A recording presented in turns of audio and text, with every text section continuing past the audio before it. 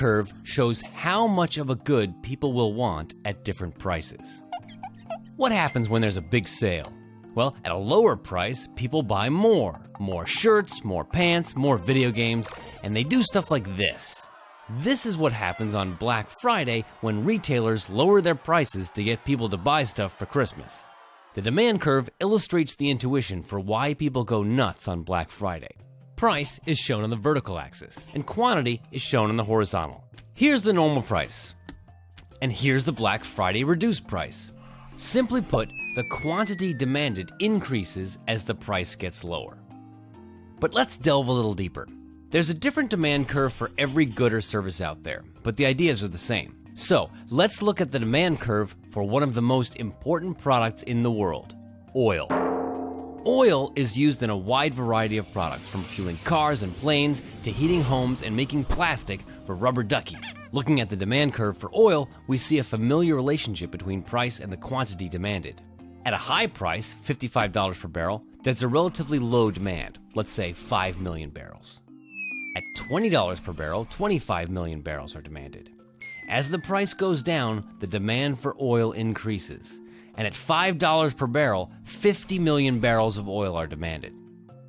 But there's more to why the demand curve looks like this. As we mentioned before, oil has many uses. Some of those uses are high-value uses, uses for which oil has few substitutes. An example would be jet fuel. Right now, you can't fly jets on corn or natural gas. If you want planes that fly, you're stuck with using oil. Other uses are low-value uses, like making gasoline or plastic for these guys. When oil prices are relatively low, the oil that is being demanded is used for high and low-value goods alike. As the price of oil goes up, so does the price of making plastic and gasoline, and at some point, the cost of these low-value use products will get high enough that some people might skip buying a rubber ducky altogether or buy a substitute like a wooden bath toy. Same goes for gasoline. As the price rises, people will economize. They will buy more fuel-efficient cars or forego that road trip completely. For these consumers, the benefit of buying these products is too little to justify the cost. At these high prices, the demanders that are left are the ones who value oil the highest. For them, the benefit of, say, having planes that fly outweighs the increased cost. They still demand oil.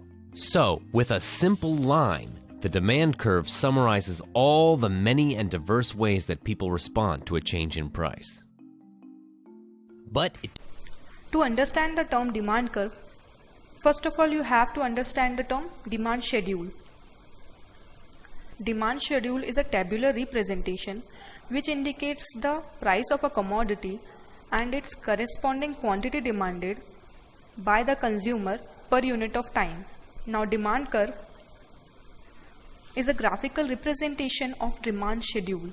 It represents the quantity demanded by the consumer at different price levels. Suppose when the price of a commodity is 10 rupees, the quantity demanded is 300 units. You can see in the figure 2. When the price of a commodity is 20 rupees, the quantity demanded is 200 units. And when the price of a commodity is 30 rupees, the quantity demanded is 100 units. So, as the price of the product increases, the quantity demanded decreases. So, the higher the price of the product, the lower will be its demand. And that is why the demand curve slopes downward, that is left to right, which indicates the inverse relationship between the quantity demanded of the commodity and its price.